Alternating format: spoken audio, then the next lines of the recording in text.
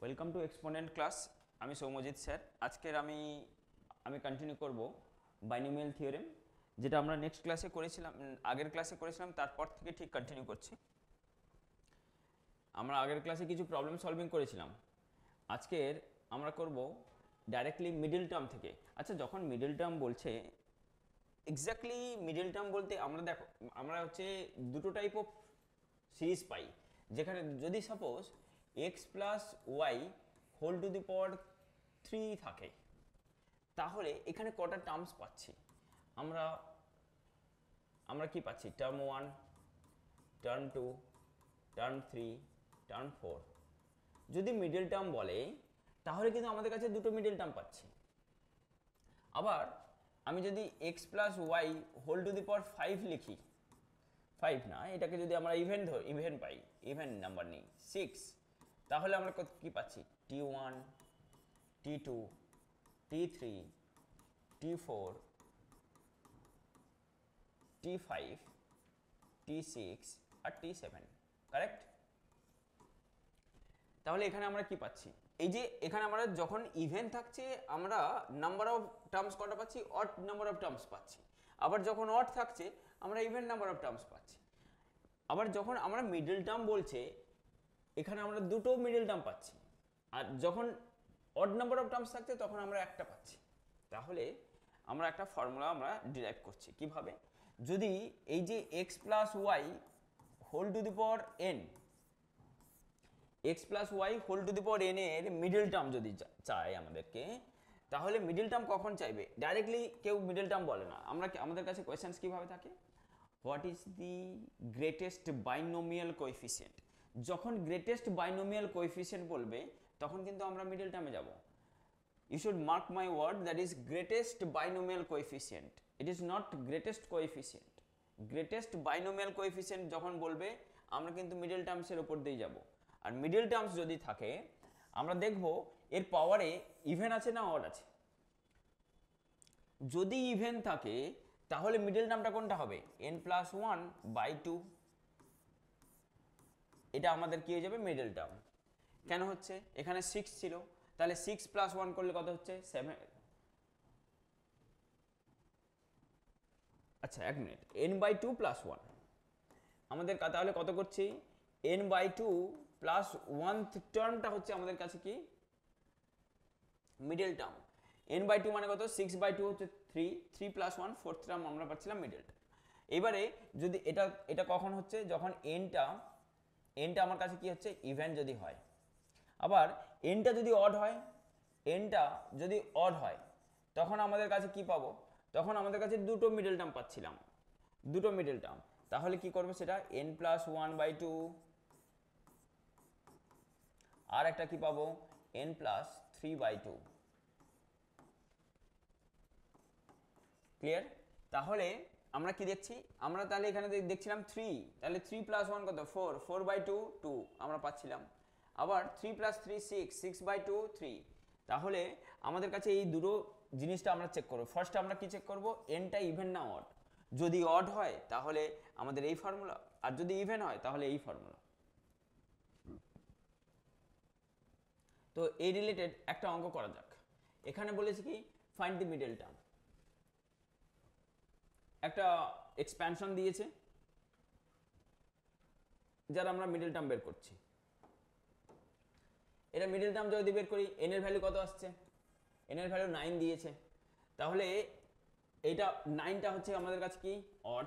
তাহলে আমাদের যদি অড হয় তাহলে মিডল টার্ম কটা পাবো? মিডল টার্ম দুটো পাবো। আচ্ছা, টার্মসগুলো কি কি পাবো? 9 + 1/2 পাবো, এত নম্বর টার্মটা মিডল টার্ম হবে। আর কি আসবে? 9 + 3/2। 9 + 1 মানে 10, 10/2 মানে 5th টার্ম হচ্ছে একটা মিডল টার্ম পাবো। আর এখান থেকে কত পাবো? এখান থেকে আমরা কত পাচ্ছি? 9 + 3 হচ্ছে 12/2 6th টার্ম। তাহলে এই দুটো টার্মস কি পাবো? আমরা মিডল টার্ম। এবারে মিডল টার্ম বের করতে বলেছে, আমরা জেনারেল টার্ম বের করতে পারি এখান থেকে tr+1। tr+1 কি আসছে? tr+1 এর ফর্মুলা কি ছিল? ncr, n কত? 9, cr into 3x to the power 9 minus r into minus x cube divided by 6 to the power r to the power r। এবারে আমরা যদি ফিফথ টার্ম বের করতে চাই তার মানে কি t5 দরকার।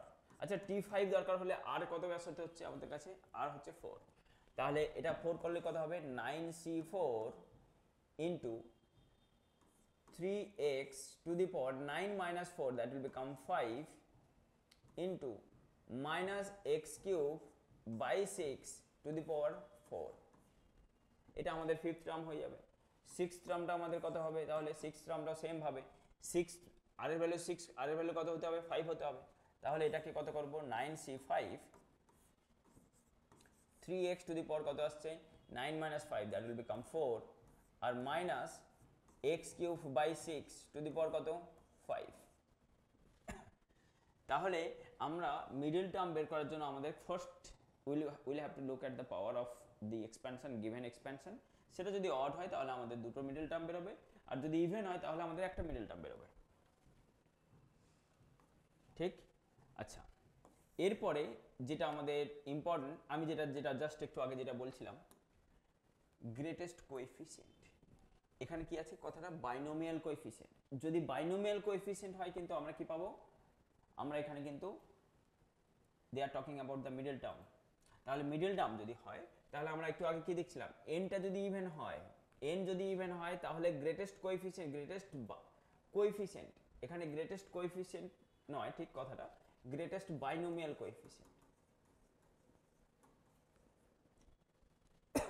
যদি গ্রেটেস্ট বাইনোমিয়াল কোএফিসিয়েন্ট আমাদের খুঁজতে বলে তো গ্রেটেস্ট বাইনোমিয়াল কোএফিসিয়েন্টটা কিন্তু আমাদের মিডল টার্মেই হয়। আচ্ছা, এন যদি ইভেন হয় আমি কি বলেছি একটাই মিডল টার্ম পাবো, দ্যাট ইজ কত পাবো এই গ্রেটেস্ট বাইনোমিয়াল কোএফিসিয়েন্টে আমরা কত পাবো এনসি।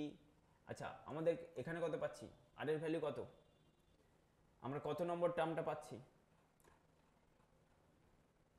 গ্রেটেস্ট বাইনোমিয়াল এন যদি ইভেন হয় তাহলে n/2 প্লাস 1, তাই তো n/2 প্লাস 1 এত নম্বর টার্মটা আমাদের কাছে কি হবে, আমাদের কাছে মিডল টার্মটা হবে। তাহলে মিডল টার্মটা যদি হয়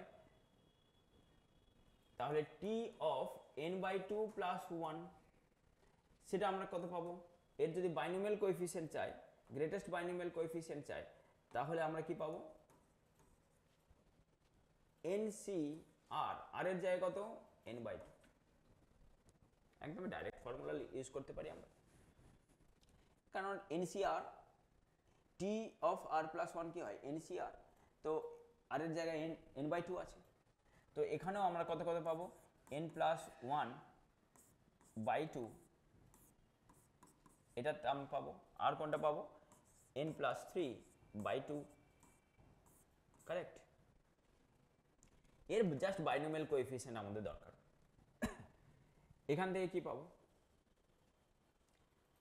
এখান থেকে আমরা ডাইরেক্টলি প্রবলেম সলভ করব। এখান থেকে শুধু আমাদের কি মনে রাখতে হবে যদি গ্রেটেস্ট বাইনোমিয়াল কোএফিসিয়েন্ট চায়, যদি আমাদেরকে গ্রেটেস্ট বাইনোমিয়াল কোএফিসিয়েন্ট চায় they are talking only about the middle term, ঠিক? তো এরপরে আমরা চলে যাচ্ছি গ্রেটেস্ট টার্ম। এইখানে যখন এই কথাটা থাকবে গ্রেটেস্ট টার্ম বা নিউমেরিক্যালি গ্রেটেস্ট টার্ম আর numerically greatest term. Greatest term বলতে কি বোঝাতে চাইছে, গ্রেটেস্ট টার্ম বলতে এই যে আমাদের কাছে এক্সপ্যানশনটা দিয়েছে ax প্লাস বি, একে যদি আমরা এক্সপ্যান্ড করি with certain value of x, এখানে এ আর বি তো ভ্যালু কিছু না কিছু থাকবে, তাহলে x certain value of x এর জন্য কোন টার্মটা সব থেকে গ্রেটেস্ট হবে। আচ্ছা, আমি তাও একটা এক্সাম্পল বোঝাচ্ছি, -2 -3 -4। আচ্ছা, যখন গ্রেটেস্ট টার্ম বলবে আমাদের কিন্তু গ্রেটেস্ট টার্মটা কিন্তু -4 নেব।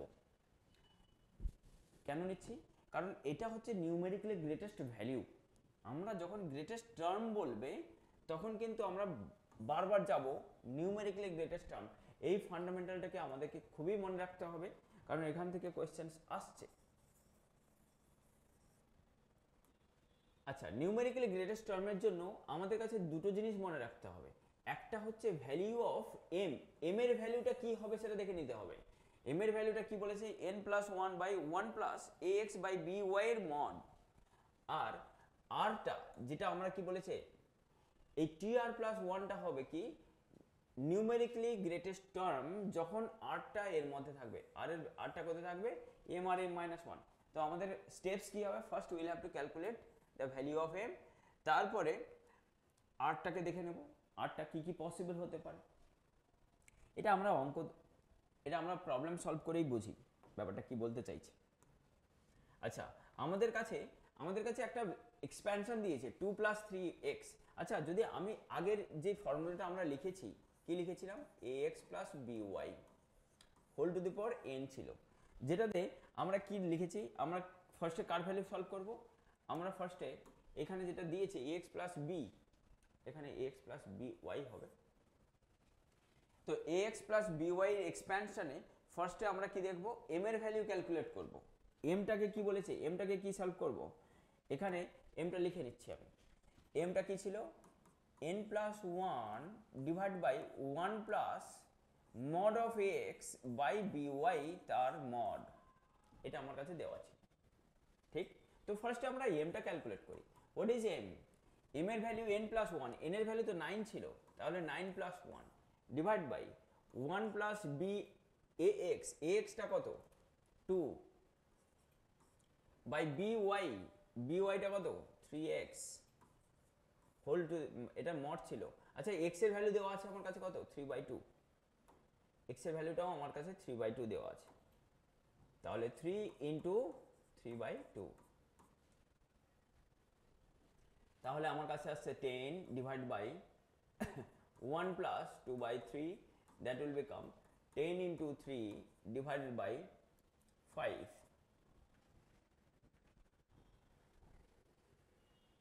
তাহলে এটা কত আসছে 15।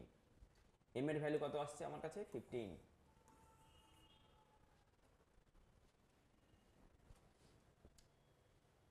ঠিক,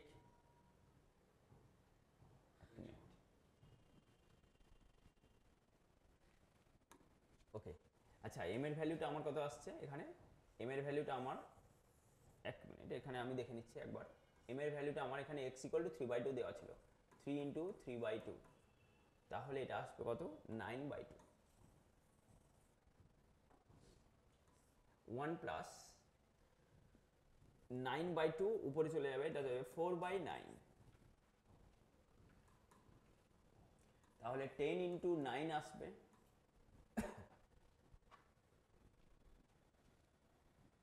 আর নিচে আসবে 9 প্লাস 4 13, তাহলে m এর যে ভ্যালুটা পাচ্ছি আমরা সেটা পাচ্ছি কত 90/13। আচ্ছা আমার r এর যে ভ্যালুটা ছিল, r এর ভ্যালুটা আমার কোথায় ছিল m আর m মাইনাস 1 এর মধ্যে। আচ্ছা m মাইনাস 1 যদি করি, m এর অ্যাপ্রক্সিমেট ভ্যালু আমরা দেখতে পারি,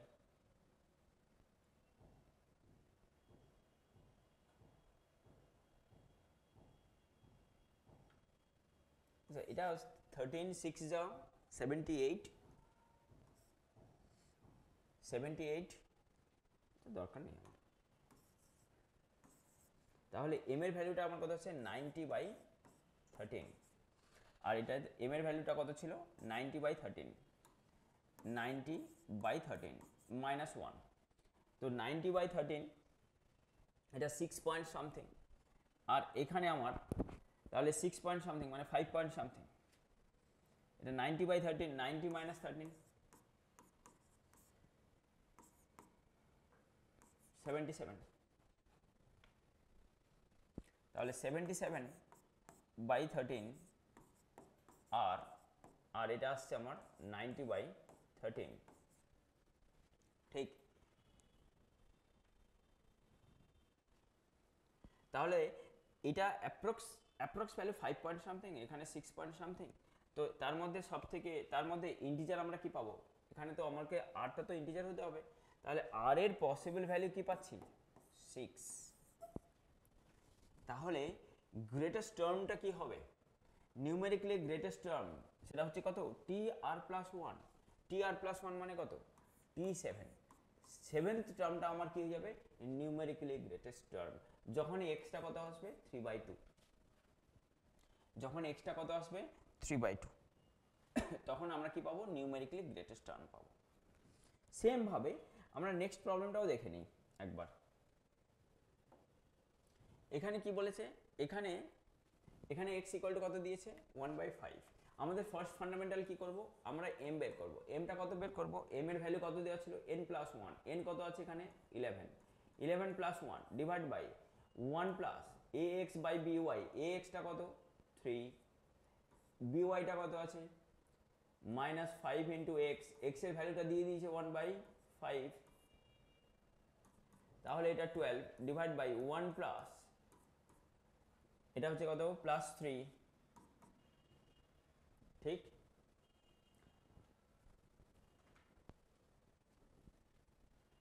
তাহলে এটা আসছে কত, m এর ভ্যালু 3। তাহলে আর আমরা কার মধ্যে ভ্যারি করবে, আর আমরা ভ্যারি করবে 3 আর 2 এর মধ্যে, 3 আর 2 এর মধ্যে। তাহলে আর এর পসিবল ভ্যালুস কি কি পাবো, 2 আর 3, কারণ এখানে আমরা দুটো ইন্টিজার পাবো, এখানে 2ও পাবো 3ও পাবো। তাহলে আমাদের numerically find the numerically greatest term in the expansion. তার মানে আমাদের নিউমেরিক্যালি গ্রেটেস্ট আমাদের টার্মসগুলো কি কি আসছে, টি অফ আর প্লাস 1, আর কত এখানে 2 ছিল, তাহলে t3 and t4 will become কি নিউমেরিক্যালি গ্রেটেস্ট টার্ম।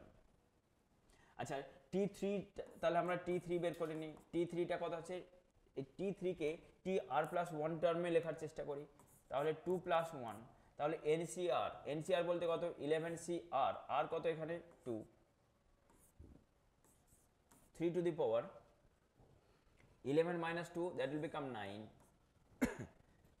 আর -5x,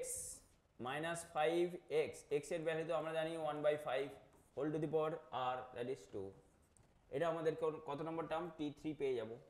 আর t4 যখন লিখবো তখন 3 + 1 এ লিখলাম, তাহলে এটা কত আসবে 11c3 into 3 to the power কত 11 - 3 that is 8 into -5 into 1/5 whole to the power কত আসবে 3। তাহলে এগুলো আমরা পাবো কি নিউমেরিক্যালি গ্রেটেস্ট টার্মস, ঠিক। ওকে, আচ্ছা এই যখন মাল্টিনোমিয়াল কথাটা আসে, আমরা এত সময় কি করছিলাম বাইনোমিয়াল, তো বাইনোমিয়ালে আমরা কটা টার্মস দেখছিলাম, ব্র্যাকেটের মধ্যে দুটো টার্মস। এখানে যখন মোর দেন 2 টার্মস থাকবে তখন তখন আমরা তাকে কি বলবো, মাল্টিনোমিয়াল। আচ্ছা যদি মাল্টিনোমিয়াল থাকে আমাদের, this is very important concept, এখানে আমাদের আগে একটু কনসেপ্টটা দেখে নিই। যদি সাপোজ x + y + z থাকে, x + y + z whole to the power n রাখছি, তো আমরা যে বাইনোমিয়াল পড়তে গেলে আমরা মোস্ট প্রবলেমসগুলোতে আমরা কি দেখছিলাম, জেনারেল টার্ম ফাইন্ড করছিলাম। তো এরও জেনারেল টার্ম হয়, এর জেনারেল টার্মটা কি হয় দেখা যাক। আচ্ছা এর যদি জেনারেল টার্মটা লিখি আমরা, সেটা কত আসছে n ফ্যাক্টোরিয়াল ডিভাইডেড বাই, আমরা লিখছি a factorial b factorial c factorial, a factorial b factorial c factorial into x to the power a, y two the power b, z two the power c। This is very important formula. আচ্ছা এখানে কিন্তু আমাকে a plus b will have to remember this, a plus b কি plus c কিন্তু n হতে হবে। This is the only concept, this is the only thing will have to remember. এখান থেকে যত প্রবলেমস আসবে শুধু এই পার্টিকুলার কনসেপ্ট দিয়ে আমরা সলভ করতে পারবো। সেটা কি আছে, n factorial divide by a factorial b factorial c factorial, উপরে লিখছি, এখানে যখন a ফ্যাক্টোরিয়াল লিখছি x টু দি পাওয়ার এটা এর পাওয়ার যেগুলো আছে সেগুলো ডিভাইড বাই ফ্যাক্টোরিয়াল করে দিচ্ছি। এটা ছিল আমাদের মাল্টিনোমিয়াল এক্সপ্যানশনের জেনারেল টার্ম। আচ্ছা আমি একটা অঙ্ক করা যাক, এখানে আমাদের নাম্বার অফ, এখানে কি বলেছে, find the coefficient of x to the power 7 in the expansion of এটা। আচ্ছা x টু দি পাওয়ার আমরা ফার্স্টে জেনারেল টার্মটা বের করে নিই। আচ্ছা জেনারেল টার্মটা যদি আমরা বের করি, কি দেখছি আমরা জেনারেল টার্মটা 10 ফ্যাক্টোরিয়াল, কারণ উপরে আমার কত আছে 10 ফ্যাক্টোরিয়াল, n এর ভ্যালু 10 দিয়েছে, তো আমি তো এগুলো আমরা কিছু জানা নেই, তো আমি এখানে লিখলাম a factorial b factorial c factorial, তাহলে 1 to the power a, 3x to the power কত b লিখবো, minus two x cube to the power কত লিখবো, সি লিখবো, সিম্পল জিনিস। তাহলে 10 ফ্যাক্টোরিয়াল লিখলাম, ডিভাইড বাই কত লিখছি, A factorial, B factorial, C factorial, 3 to the power B minus 2 to the power C, তাহলে x to the power B ছিল আর এখানে x to the power 3c ছিল, প্লাস 3c হয়ে গেল। আমাকে কি করতে হবে, এক্স টু দি পাওয়ার 7 এর কোএফিসিয়েন্ট বের করতে হবে। ফাইন। আচ্ছা, আমাদের এটা যখন করেছিলাম সেখানে আমি কি বলেছিলাম, a plus B plus c কি কিন্তু 10 হতে হবে। আমাদের তাহলে এখানে কন্ডিশন পাচ্ছি, কি কি পাচ্ছি, a plus B plus c এটাকে কিন্তু 100% 10 হতে হবে।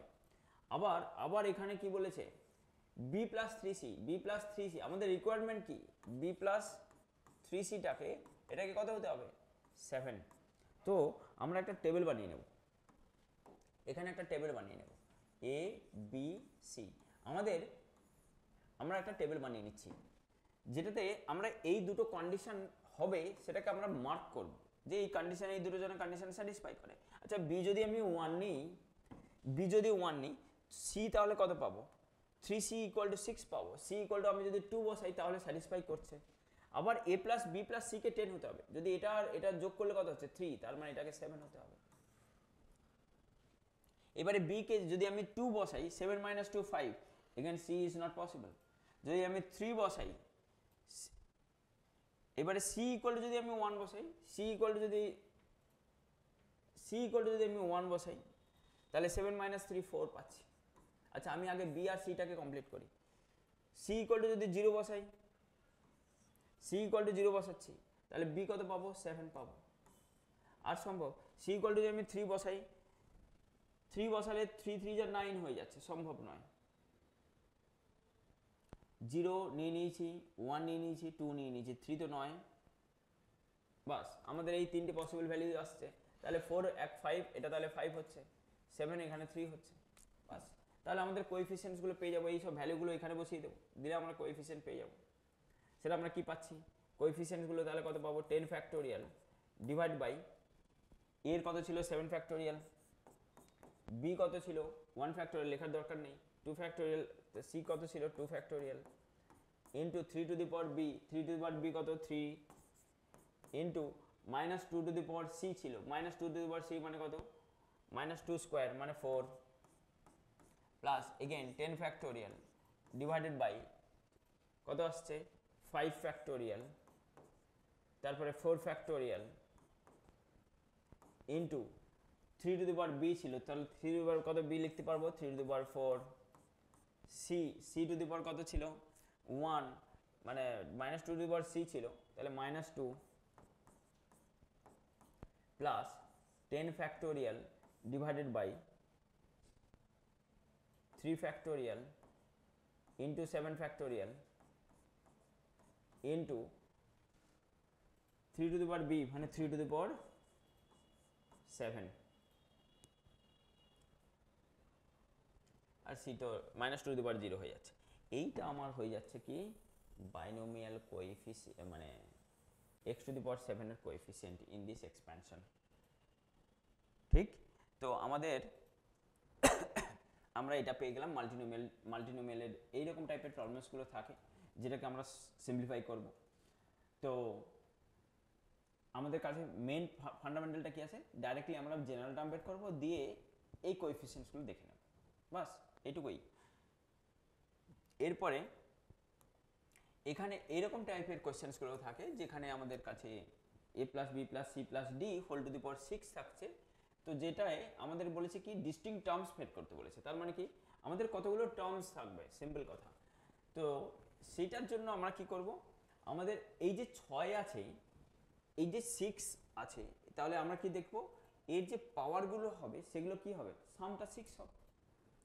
ঠিক, তাহলে আমরা এই যে টার্মসগুলো আছে এর পাওয়ারগুলো ধরে নিচ্ছি আমি x1 x2 x3 x4, এইটাকে কত হতে হবে বলেছিলাম 6, কারেক্ট। কারণ আমরা দেখছিলাম কি যে মাল্টিনোমিয়ালে যেটা আমরা নিচে লিখছি যে ফ্যাক্টোরিয়ালগুলো, সেগুলোর সাম কত হতে হবে n হতে হবে। তার মানে এগুলোর যদি আমরা পাওয়ারে লিখি সেটাকে 6 হতে হবে। আর এটা 6 যদি হয়, আমরা ভেরি ওয়েল নোন ফরম্যাট যেটাকে আমরা পার্টিশন মেথড বলি পিএনসিতে, সেই মেথড দিয়ে করলে এখানে আমাদের কাছে কজন আছে পার্টিসিপেন্টস আছে 4 জন, আমাদের কাছে কয়েন কটা আছে 6টা। তো আমরা 6টা কয়েন মানে কি, আমাদের কাছে এই যে 6টা কয়েন থাকছে, আমাদের কাছে কটা কয়েন আছে 6টা কয়েন। যজন পার্টিসিপেন্ট তার থেকে একটা কম স্টিক নেওয়া হয়। এই 4টে স্টিককে যদি আমরা এর মধ্যে প্লেস করি তাহলে কিন্তু আমাদের কাছে 4টে পার্টিশন হয়ে যাবে, মানে সরি 4জন আছে, তো আমরা 4জন আছে, তার থেকে একটা কম 3টে হয়। তিনটেকে যদি আমরা প্লেস করি এর মধ্যে তাহলে আমরা কিন্তু 4টে পার্টিশন পেয়ে যাচ্ছি। তাহলে এর টোটাল মিলে কটা হচ্ছে 6 3 9, তাহলে 9 ফ্যাক্টোরিয়াল ডিভাইডেড বাই এটা কটা পাচ্ছি এখানে 6টা, 6 ফ্যাক্টোরিয়াল ইন্টু 3 ফ্যাক্টোরিয়াল, বাস। তাহলে এখানে 9 ফ্যাক্টোরিয়াল কত হচ্ছে, 9 ফ্যাক্টোরিয়াল 987 ডিভাইড বাই 3 ইন্টু 2 3, তাহলে এখানে টোটাল কটা টার্ম পাবো 84টা টার্মস পাবো। ঠিক, তো আমরা এই টাইপের কোয়েশ্চেন্সগুলো থাকছে যে কতগুলো টার্মস আমরা ডিস্টিংক্ট পাবো, তো সেখান থেকে আমরা কটা পাচ্ছি 84টা টার্মস। ঠিক, তো তাহলে আজকে আমাদের এই পর্যন্ত থাকলো। তো নেক্সট পার্টটাতে আমরা মোস্টলি পিওয়াইকিউ সলভ করবো 2025 অ্যান্ড 24-এর, যেটা almost all the theory completed হয়ে গেছে, যেটা আমাদের নেক্সট কয়েকটা ভিডিওতে আমি মেনলি ফোকাস করবো বাইনোমিয়াল কোএফিসিয়েন্টসের সিরিজের উপর। Thank you.